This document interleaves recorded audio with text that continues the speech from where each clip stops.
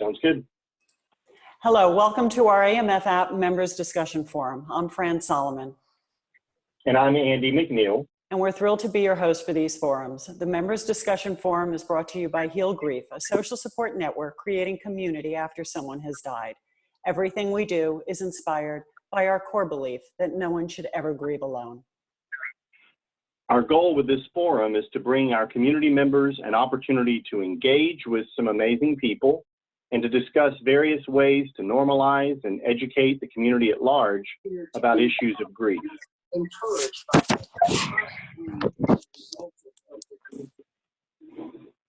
Our guest today is Joyal Mulheron. A Washington insider, Joyal has served both Republican and Democratic lawmakers. She spent several years at the National Governors Association, where she advised former Governor Mike Huckabee when he was NGA chairman and was an advisor to the Obama White House. A graduate of Virginia Tech with degrees in both biochemistry and English and a minor in chemistry, Joyal started her career at the American Cancer Society in Washington, D.C., managing emerging science and trends, building its genetics portfolio, and coordinating legislative policy priorities across states. After spending more than a decade to improve the health and well-being of all Americans, Joyal encountered few support systems before, during, and after the death of her daughter. Given the significant hardships families face, Joyal hopes to change the landscape for bereaved families because losing a child changes everything.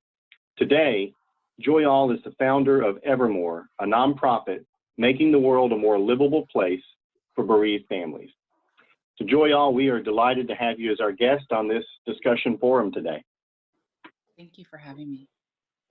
So Joyal, can you just, to start off with our discussion, can you just share with our audience a little bit more about your journey, which led to such a shift in your career?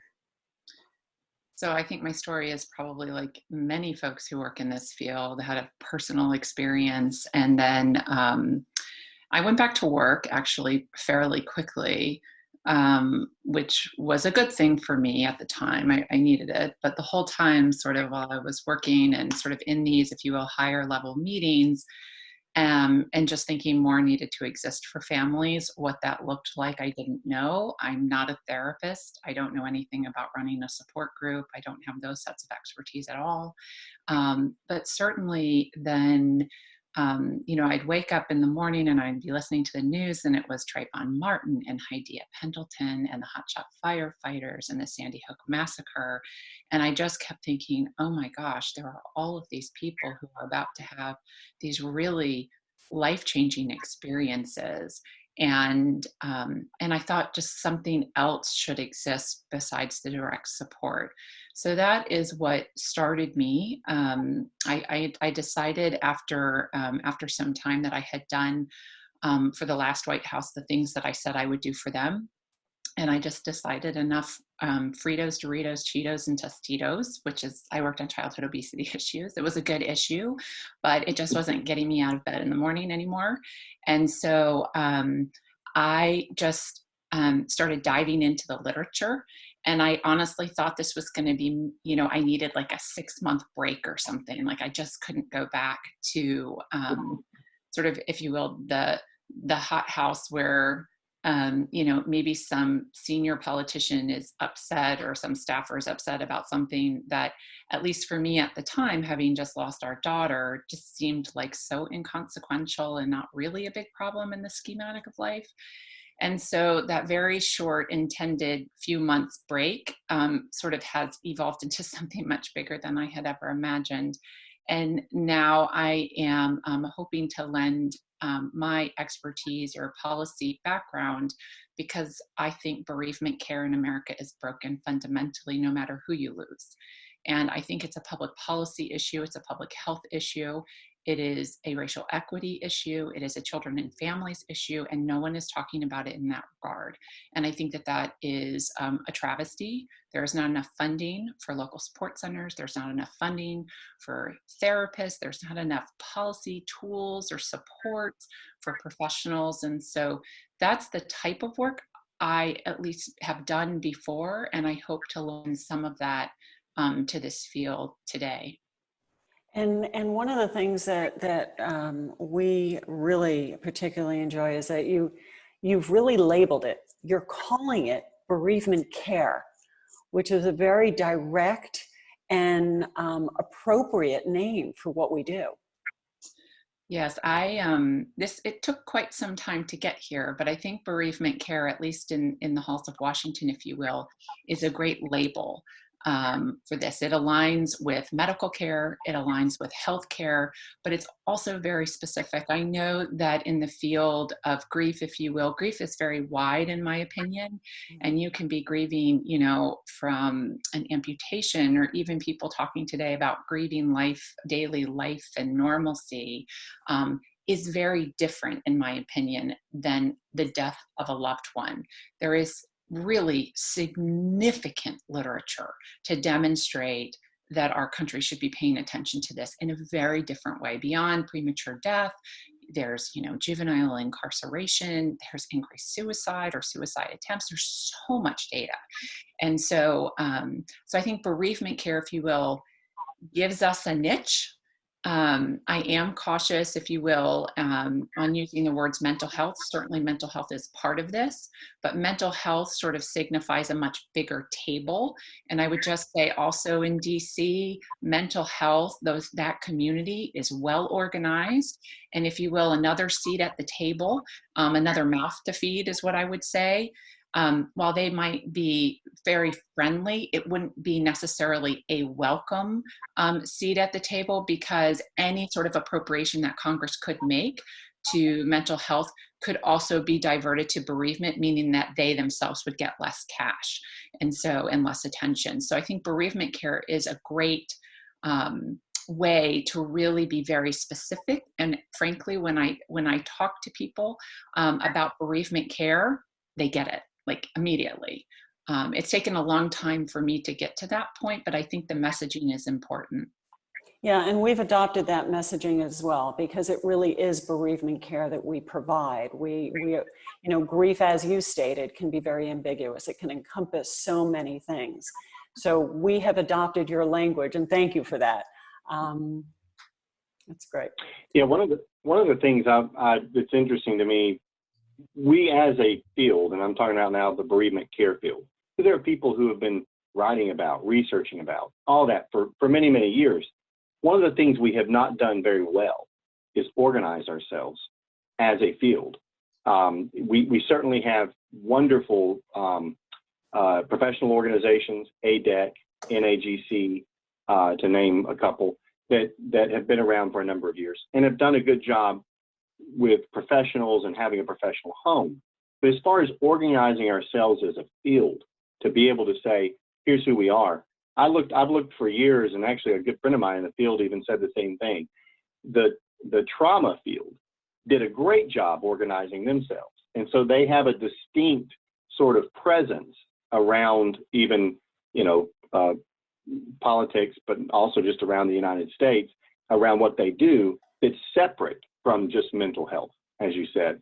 And so I wonder if you can talk a little bit more about that and just the importance of having that presence that is a field, but this is an issue, and it's an issue not that just should exist in the private sector, right? But it's an issue that we as a country should recognize with the increases we're seeing in suicide death. And we see all of the rates really going up on people grieving younger and younger as a result of bereavement, right? So to me, that's an important point and an important piece to this. And I wonder if you could talk a bit more about some of the things maybe that are going on in that to help us to really define that. Yeah, so it is interesting that you say that. I do think the field is fractured. Not that there aren't great things happening in a lot of different places, but what, at least from the Washington perspective, when working in public policy, just as an example, so I'll just draw from my former gubernatorial work. If a governor were to call and say, well, I want to rezone all my sidewalks in my state, what should I do? I could say, oh, Governor so-and-so, Ohio is doing this, Mississippi tried this, Washington is doing this, and in your culture and your geographic footprint with your zoning codes, I recommend A, B, C, D, and E.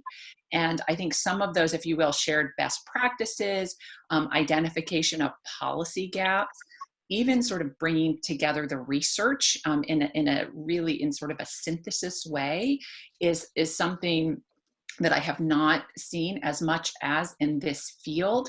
And in order, if you will, at least when I was doing the childhood obesity work, it started when I was at the National Governors Association when the Robert Wood Johnson invested their first $500 million in the issue. So I was, if you will, on the ground floor. I was awarded some money from Robert Wood Johnson actually 3 days before they made, on that issue, 3 days before they made their first national announcement. So I was, if you will, I was privy to really see firsthand how that platform was built. And here, you know, we need to facilitate some of those ties. It's not saying that certainly the local things need to still be local, because at the end of the day, that, in my opinion, is the front line. And that's where the families meet, the providers and the institutions and so forth. But just as an example, you know, with the research community, I found myself going through the research and trying to sort of put it all together in different, I couldn't find, if you will, documents that really sort of was pulling from all of these different folks. I did find, for example, bereaved children, and I think by and large from the New York Life's investment in the field, I did find, if you will, more concentration on that topic.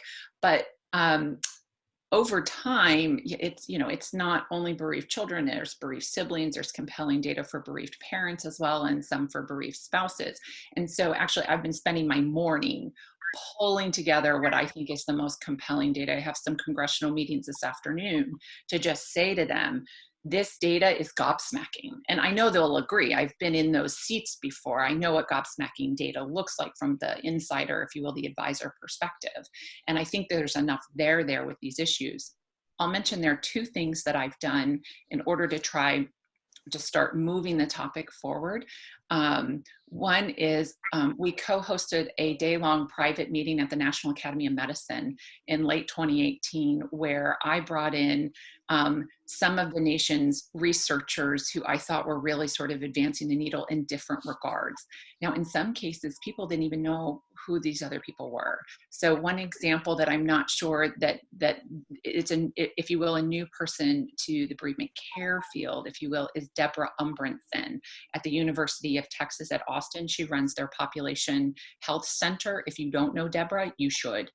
You should be reading her data.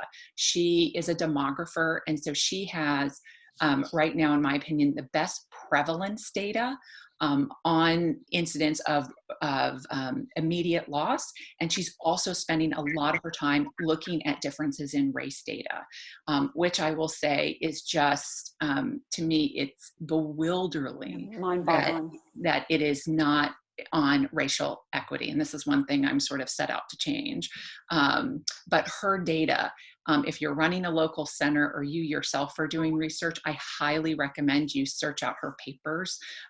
She has two in particular that I think are just really remarkable. But we brought these folks together at the National Academy of Medicine just to paint the picture for this institution that this is a national issue that they should be paying attention to. And the reason that that is important is because if the National Academy of Medicine publishes a report, what's called a consensus report, it's a very specific thing that we would want from them, suddenly major donors, the feds, Congress, people start to listen differently.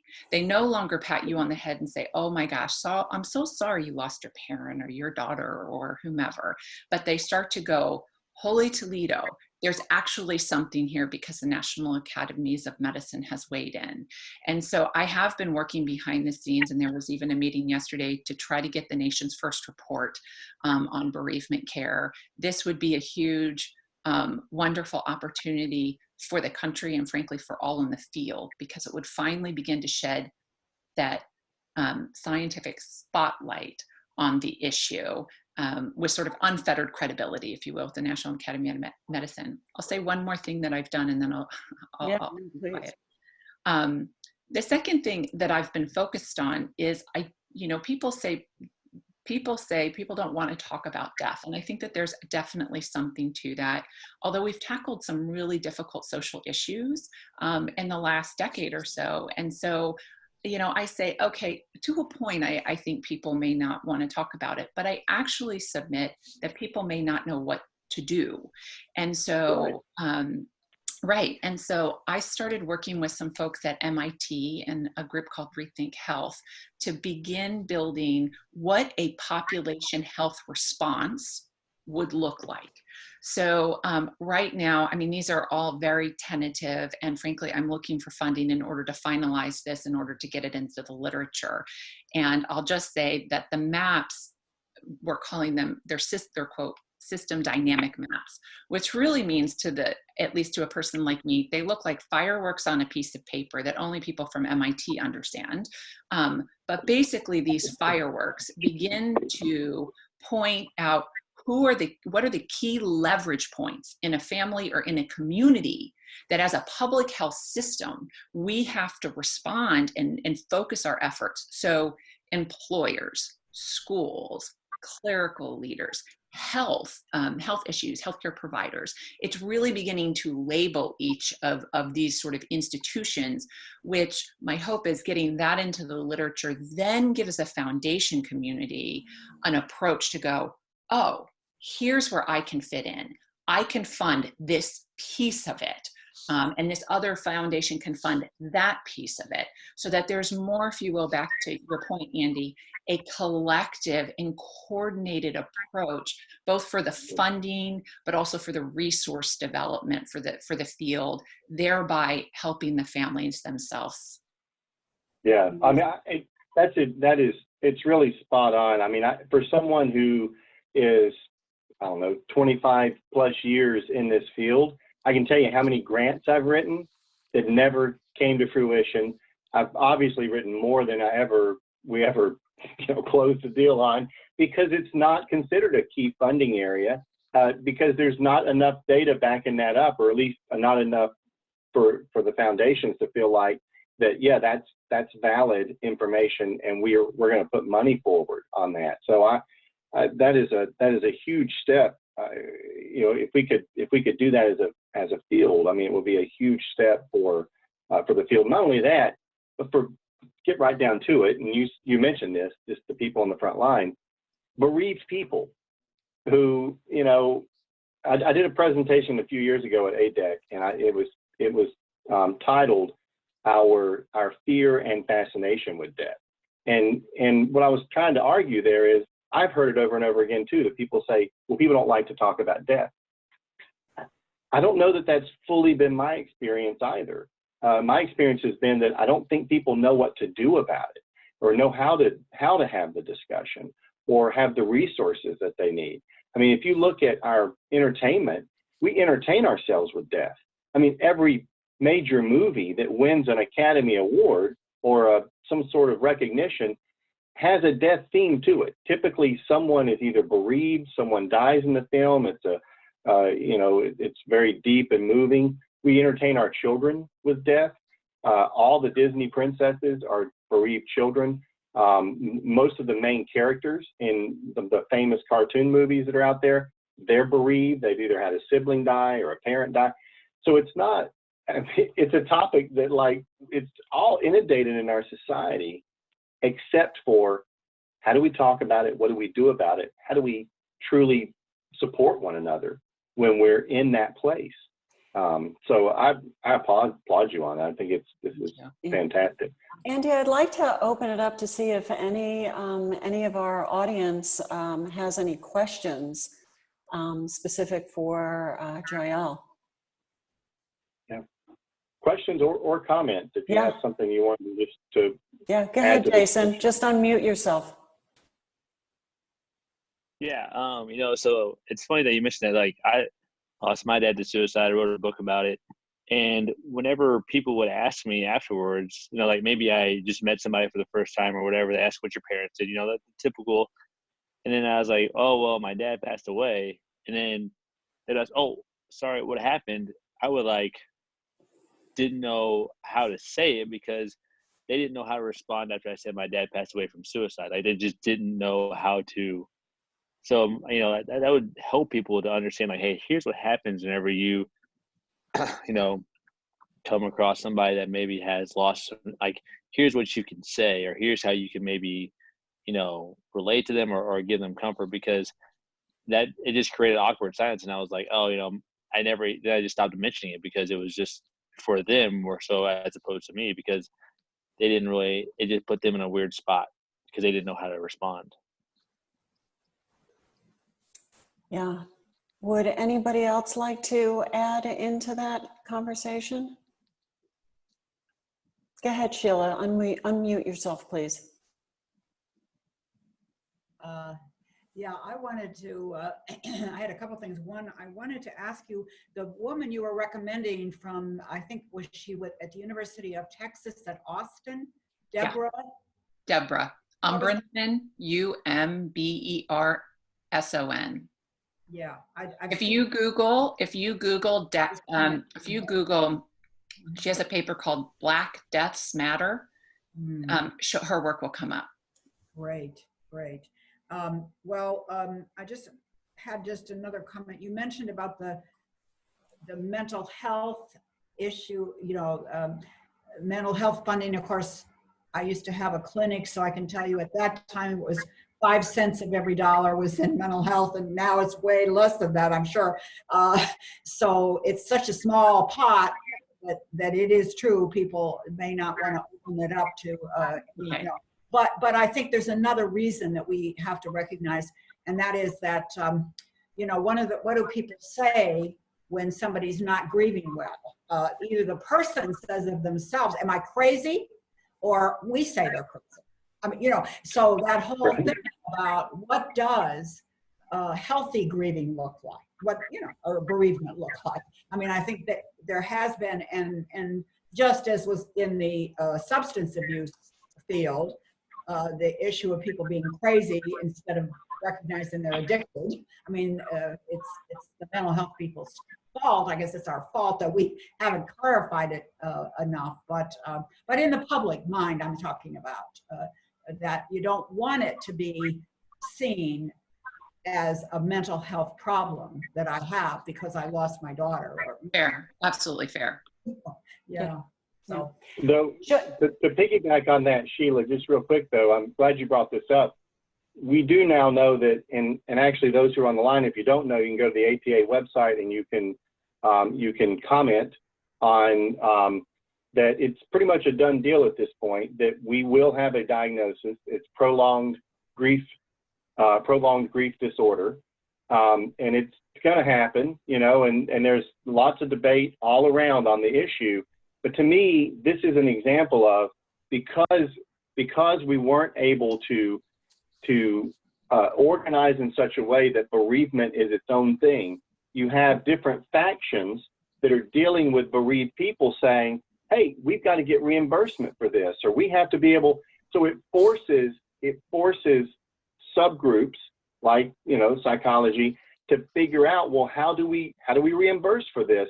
How do we reimburse for caring for a bereaved person who, for whatever reason, is showing all of these very strong symptoms and things that we may not call healthy grief or whatever we call it, right? Or normal grieving. What do we call it? How do we do it? And so now, as a result, many of us have been saying, don't pathologize grief. But at the same time, you've got people who need to, bill third parties. And I'm on that side. I'm on the side of people. I've argued in it. It's in my book. It's where they have written on it. I don't think we should pathologize grief. At the same time, if we don't have good language around it and we don't have some way of talking about it and how we help people, someone's going to come along and define it, right? And so I will say this, we can still comment on it. Comments aren't going to change anything, I don't think, at this point. But if you do want to, go to the APA website and share your thoughts and feelings about the diagnosis that it's going to be a new diagnosis, prolonged grief disorder. Yeah. Joyal, you've been very inside Washington, really on the floor. Where does this movement stand? So just to share with folks, in March, I won't go through all the details, but sort of in a last minute clock was ticking. Some people called it the Doug Flutie moment for bereavement, just to give you a sense of sort of how tight the timeline was and sort of what occurred. But basically, we were able to attach a bereavement care provision to the next year's US budget on the House of Representatives. So for the first time, federal health agencies will be, thank you, required to report to Congress as part of their budgetary requirements what they are doing to advance bereavement care, if anything. This is really important for a couple of different reasons. One, we will get a list from federal health agencies what they think they're doing to advance bereavement care, if anything. And two, we're putting those agency heads, if you will, on notice that Congress is thinking about bereavement care, and so should they. And so it's gone through the House. We met all the benchmarks that were put before us. I won't go through all the mechanics of it, but ultimately we met the benchmarks that the health appropriators put out. And then the chairwoman, Nina Lowy, for all appropriations in the US House has endorsed the language. And then the ranking members, which are in the House, because the Democrats are in charge, they are the chairs of the committee, and the ranking members are the Republicans. And the ranking members have basically said that they don't see their members opposing this measure, which is about as good as it's going to get these days. Amazing. Yeah. And then we're just beginning a Senate push. Actually, part of the reason why I'm working on on synthesizing a whole bunch of different research right now is to submit some expert testimony to the Senate health appropriators. I've been meeting with, I've almost met now with almost every office on the Senate health appropriations, and all positive meetings, both Republican and Democrat. I mean, they all have this issue back at home. I wouldn't say a hard sell, but this is the first step, and just understanding what are the feds doing gets us prepared for what we hope to do later, which is to begin to push on appropriations, cash. Amazing. Yeah. Amazing. That's Fantastic. great. I see we have a comment from Jean Higgins. Bergen, would you like to turn your mic off and participate with your comment, or did you want me to read it? Hi, sorry. Yeah, I was piggybacking on what Jason had shared about when his father died. In my work as a child life specialist, working with kids and families, I would go into kids' classrooms and talk to them, because we've all had some type of experience with death, whether it's been a family member or a pet or something, but talking to kids in a developmentally appropriate way and giving them the words, the tools, the language, also help the child who had experienced the loss or was was anticipating the loss to feel like they didn't have to explain to everybody. They weren't the odd kid out. And then, because, kids think, oh, what if that happens in my family? If I'm a friend to that person, what if I can catch it? Which we all know not to be the case, but kids, form their own narrative in their minds based on what they might have heard in their own families about death and dying. And so I think Jason sharing that, help, is what prompted me to say something, because I think my position was really grant funded in the hospice that I had worked with and in the hospitals where I had worked. I've since relocated and now just do free consulting for all of our family and friends and local communities. But I think, not to say normalize death, because it's never, the loss, when it's a premature loss, is never normal, but helping kids to process and build a foundation, because loss is always part of life. is really helpful. Right. And I appreciate the work that all of you are doing. Well, and to piggyback on that, you know, your experience where you were able to provide that level of care and support to children, quite often, and I've seen this over and over again in our field, if there was a grant that funded something like that, but when the grant ceased funding it, that program ceased. And so, you know, you have a period of time where we're doing something really effective and really good in the lives of children, and those kids are cared for, that doesn't continue on because for whatever reason, the funding dries up or is just not there, right? And so it can't be, so what I hear Joyal talking about, what's exciting to me about it is that if our society can see this as a public health issue, it's not something that's just dependent on a person who runs a particular foundation having someone die and go, oh, we need to put some money into this. It really becomes a national issue that then catches the attention of foundations everywhere. And then we have more robust funding, right? And I think we all understand that grief, unsupported grief, can really lead to bad coping skills. Bad coping skills might lead to addictive behaviors, you know, and you follow that train of thought where it could lead into depression and it could lead into suicide ideation. I mean, it really is something that right at the core, if it's recognized as something that we can address early on, just in general, all these other things may not happen. There's a good chance. Right. Yeah. Joyal, how can we as advocates of bereavement care, working in the field, what can we do? Well, thank you. That's a very generous offer. So the first thing is we are putting together these Senate comments right now, and my hope is to pull them together in such a way that people can begin to personalize them. And so I will say when we submit this testimony, we'll submit our testimony to the Senate Health Appropriations, but I encourage individuals and I encourage other organizations to also submit and sort of take, my hope is to create like a template for other people to use and fill in. I will say that if even the font is wrong, they won't take it. And so you have to be so specific. And you have to have, I can't obviously review everybody's testimony, but I can at least give you the guidelines. I can share with what I'm submitting, where I think other people can feed in. And I'm working on this now. These are all due on May 22nd, which I know is just around the corner, but my pants are on fire with so many things right now. So I'm getting closer, but I you know, it's going to come down, if you will, to another game day, probably. I might have these things ready by the 18th, which is my hope, which is that next Monday, I think? It's soon.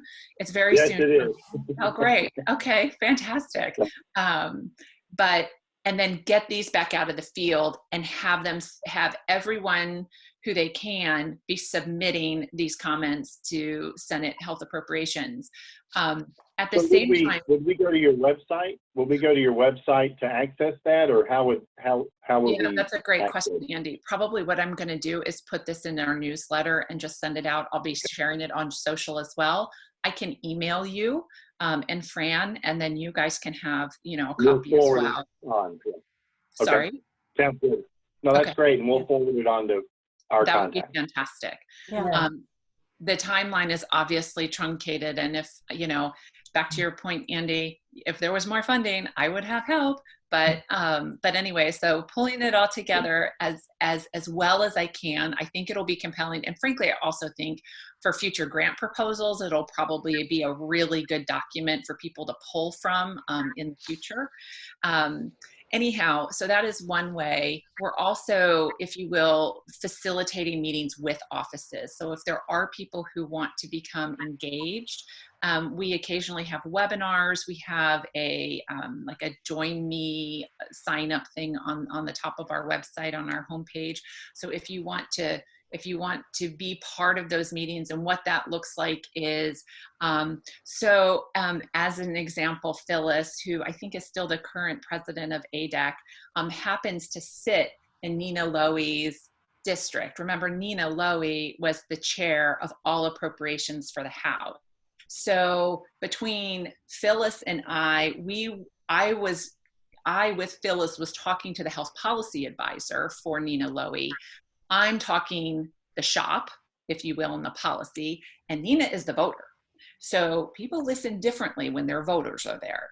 And so as many people who would want to be participatory in these meetings or willing to go with me as a voter to that delegate would be fantastic, because the voter can get the door open and the voter will say, and frankly, when this happened in the House, it was a bereaved parent who called Lloyd Doggett's office. That's how it initially started. Lloyd Doggett's out of Austin. And then, they had their first call and it was fine. And then she called them back a second time. And then she actually talked to her daughter, who was a bereaved sibling. And her daughter was like, way to fight the good fight, Mom. And I think you should be doing this.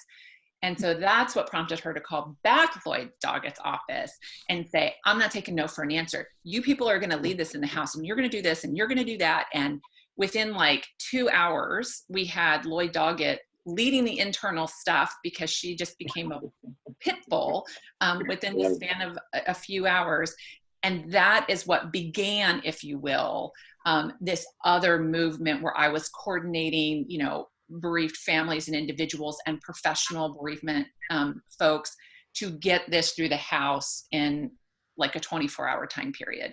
So that's the type of thing, sort of from a personal side or from a professional side, if people are interested. That's a deeper level of engagement than just sending like a letter.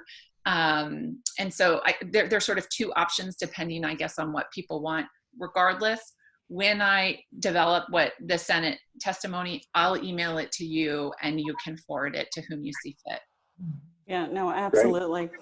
I don't want to ignore Gabe. You had a comment in here. I think it kind of piggybacked on from before. Do you want to hop on and share? Yeah, sure. So my thoughts just were, and this kind of tied back to what had been discussed prior, and it sort of piggybacks off what you said, Fran, which is that bereavement is, as has been discussed before, has kind of been thought of as its own standalone issue, that, everybody's lost somebody, grief is unique to every individual. It doesn't tie into anything else, but it very much does touch on, especially for children, which based in North Idaho, where we are, in Lewiston, a lot of grief. Our program is focused around kids 3 to 18. And so in the Pacific Northwest in general, Oregon, Washington, Idaho, a little bit of Montana, there's been a local movement that has really focused on tying bereavement into the resiliency of families in general. And so that's a holistic approach, because it has to include the caregivers as well as the children. But what some of the data has found from this resiliency initiative is that the more deaths that a child goes through younger in life, the more likely they are to abuse substances, to have mental health issues, to have behavioral disorders. So really tying that back into the overall national discussion on being not just its own thing, but also tying into the resiliency of families and children, and being a preventative program or being preventive in nature for healthcare, I really think gets that message across. And in the Pacific Northwest, it's had more of an impact in Washington and Oregon than Idaho. They're a little bit more progressive than we are in Idaho, but it has started that conversation, at least in some state capitals. And so they've been advocating pretty hard on that front. It's had some successes. So. I will say that that Dr. Umbrandson's work talks about the cumulative disadvantage of death particularly on Black families. In fact, one of her data points, which I think is just astonishing, is after controlling for all of their factors, she was able to demonstrate that the death of a child was nearly closed the gap in life expectancy between white and Black Americans, which to me is just huge. And I'm sure that there are a lot of other, I agree. Like, if you just look at her data, I think you would agree that it's pretty compelling. Just the one thing that I would caveat is complete, just so, and I'm probably alone on this, but the way I've started, I'm careful about talking about resilience, because as part of doing this work, I started going into what's called Anacostia here, which is a really hardship neighborhood. And let's just say I really stick out. But I started talking to families there. And basically, I came to this conclusion that if I couldn't sit in front of a mom who's lost her third kid to gang violence and say, you know what, if you were only more resilient, you would get through this. So I've pulled back, and I don't use the word resilient at all anymore, because there's such a personal accountability. And often these families are victims of systems, whether it's structural racism, whether it's structural protocols that further victimize or even traumatize people, that then saying, oh, if you were only more resilient, you'd feel better. And so actually the words that I use is called weathering, which comes from another set of social science, which is basically how many hits can one person take before they just can't get on their feet again. And so it's not to say that resilience doesn't belong here. I just think it's popular. And then it becomes this thing that's more personalized and about what the individual should do for themselves versus what society is doing. And if I could just add one more thing that I heard Jason and Janine say is, so when Jason's talking, I'm hearing public education and community support systems about how to support people. When Janine's talking, I'm thinking about school structures, childcare institutions, and sort of, I'm thinking about, if you will, those systems or institutional touch points within communities that need to have not just frankly, it is the how to talk, how to approach, how to support, if you will, in this time where people are tremendously vulnerable. But also in talking to families, what I have discovered, and frankly, I am appalled by, is the current protocols that are in place. And so I'll give you two examples that I think are just awful. One is that when there's a sudden unexpected infant death, they're usually sleep-related deaths in families as unsafe sleep environments. The police have the family reenact the death event with a fabric baby doll within hours of the death event itself. this is CDC's gold standard. And if you go to their literature on how to do this, on the cover page of their literature, they say that this yields, and I quote, surprisingly positive results for investigators and bereaved individuals. So, which I say BS. And so part of my role here also is to be a PIA, right? Like, and to be sort of a person that people are not going to like. And that's fair. That's not what I'm relished. I'm not looking to do that, but someone has to say, I don't believe you. I don't believe this. This is nonsense. The second thing is that when there's a suicide and someone has hanged themselves, it is 911 protocol to have that person be cut down first, even if they are dead. Now you can imagine if you've walked in on your sibling or on your child or on your spouse, and now you have to cut them down as the 911 response protocol, which I understand. I understand why that is the 911 response protocol, but we are causing additional trauma to people that then we're saying, hey guys, go back to work in 3 days, or you're going to potentially lose your job. And good luck finding, hopefully there's a bereavement center or there's some qualified individual that you can even afford, or if you have the transportation to get to in order to cope. Like the system, in my opinion, needs a complete overhaul. Like we cannot allow this to continue. And so, so that is, if you will, the public health approach that I'm hopefully looking to help change. You brought up a good thought, bereavement care leave. There's no national, there's pregnancy leave, there's sick leave, where do things stand with bereavement leave? So prior to COVID-19, the House, which is in the Democratic control, was looking to begin opening, if you will, opening FMLA. This is a beast. And I know Barry and Kelly in their efforts to amend FMLA for parental leave for almost a decade now. And while it seems so logical, DC is like a beast sometimes to work with, even if it seems simple and logical. So prior to COVID-19, Bobby Scott, who is the chair of the Ed and Labor Committee on the House side, was beginning to open FMLA to re-examine what he would call new dimensions of FMLA. And so bereavement leave was mentioned in hearings and in testimonies by several individuals.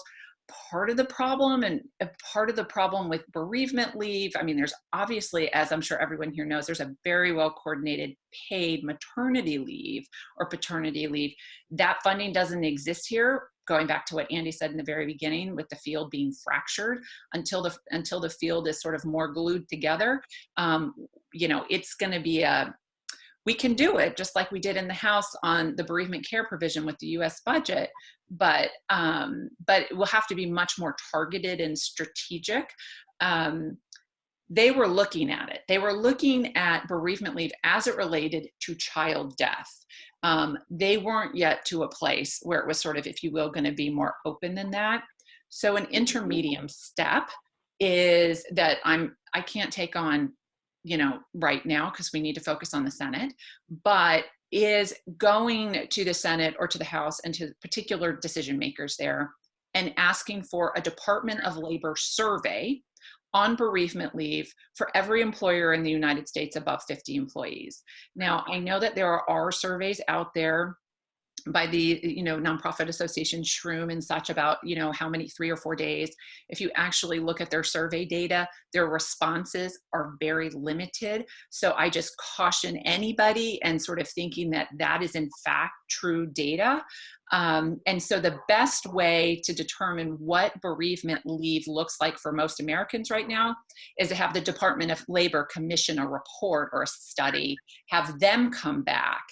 That's not going to require an act of Congress. That's probably getting the right lawmaker with the right oversight and jurisdiction over the Department of Labor to pick up the phone and call the head of the agency and say, I need you to do this. And the head of the agency says, no problem.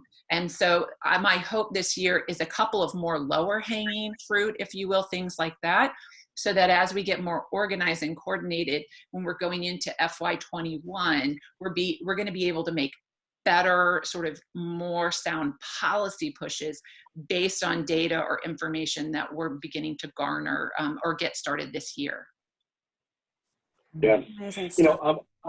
I wanted to circle back for just a minute on some things that we were talking about having to do with working with children, really preventative things that we would do in children's lives to prevent future issues that could result out of unresolved things in kids. It always brings up the ACEs study to me, and we all know when the ACEs study came out. Now that's what I meant about trauma. Trauma now is like it's a word that's used all over the place in the school systems. My wife's a teacher. They're regularly educated on looking for signs of trauma. How do you help kids with that? And interestingly enough, the people who originally formed that study, they've been quoted as saying, we probably should have included bereavement as one of those life-altering situations for a child.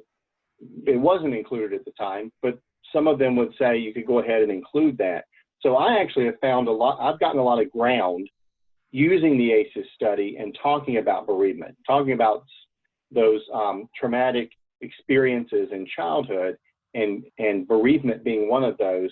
And then what are the things that we do in the lives of children to prevent future issues? And I also wanted to say, Joyal, I stopped using the word resilience myself, ran into the same kind of situation with families. And then for me, it was also just my own experiences with grief. And what I realized coming out of it was I wasn't resilient. It actually impacted me.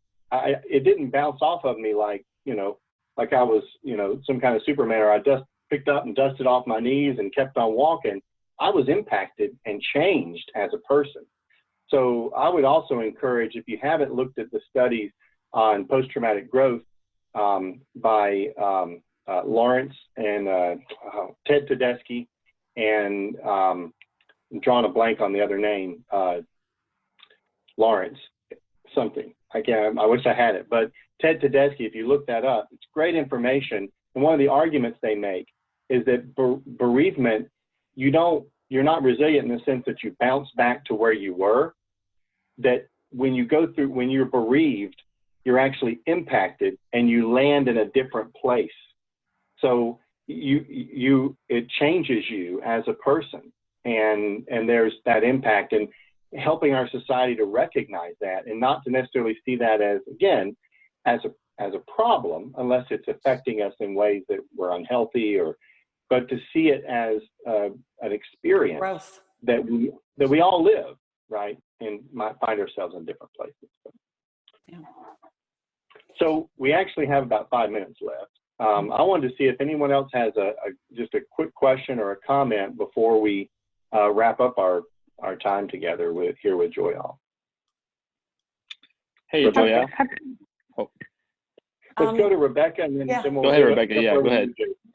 Okay. I just was curious about, especially during COVID-19, I think there's been a lot of some of the people that I follow on socials around bereavement and medical professionals and the unique challenges that they face when they try to get help because of the kind of background questionnaires that they face later on when they're looking for new jobs. So I just wondered if you had any light to shed on where we can make progress there. I would just say we can't forget those folks. And so when I'm looking at my work, I'm thinking about not just the bereavement centers, frankly, I'm thinking about the trauma surgeon who has to get 4 death notifications in a day. And frankly, he gives 1 death notification and then he's got to get back to surgery. He's got to do another surgery and then he's got to go give the death notification and go back. Those are the types of folks, for high suicide, if you will, among those kinds of physicians. This is all predicated to me around the same issue. And so just to your point, and just given the time, it's all included. We need to make sure that these folks, the police officers, the first responders who are dealing with awful, awful, awful things they're seeing firsthand on a daily basis. We need to make sure that there are the coping strategies or the benefit strategies back to not just bereavement leave, but broader benefits that these and resources for folks, the professionals, if you will, so that they too can cope and sort of be in the field for the long haul. Yeah. Jason? Yeah, I just had a question. So for me, I lost my dad to suicide and then I lost my grandpa, naturally a year later. And there were 2 completely different experiences, losing my dad to suicide completely gave me different feelings and emotions than losing my grandpa who died of emphysema, which I was expecting.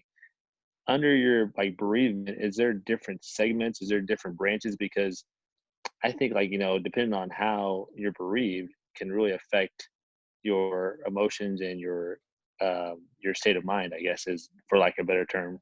Yeah, no, absolutely. So I would actually just say it's not only who you lose, it's how you lose them. It's what part of the country you live in and do you have access to support? It's what the wealth status is. Are you able to even go to therapy or are you trying to hold down 3 jobs? There's race-based issues, there's religious-based issues. Do you have a doctrine or a faith to pull from to help you cope or not? So I think that the way I'm looking at it is through a number of different lenses, and then going back to that MIT work and sort of looking at all of the influences and the forces on a family that either help how I've termed it is functionally cope and adaptively process. I know that there are other sort of research words out there. I'm not a researcher in this field, but those are the words that I've been using in my work. Yeah. Anybody else have Anything they'd like to add? So, Joyal, I just, before I, oh, go ahead, yes, Janine. Okay, actually it's Jeannie. Jeannie. But one of the things that I wanted to say, piggybacking off of Joyal, is in teaching the first responders, and healthcare providers, coping skills. I do think it also goes back to even early childhood education, and in schools, if we teach kids how to manage stress and coping skills and giving them the language and the tools of coping with losses at that age, and then it comes up through the education system, I do think that then as adults, our society will be better able to cope with and weather the things that come their way, no matter what profession that they choose to engage in. Yeah. Agree. Yeah. Anyone else before we wrap?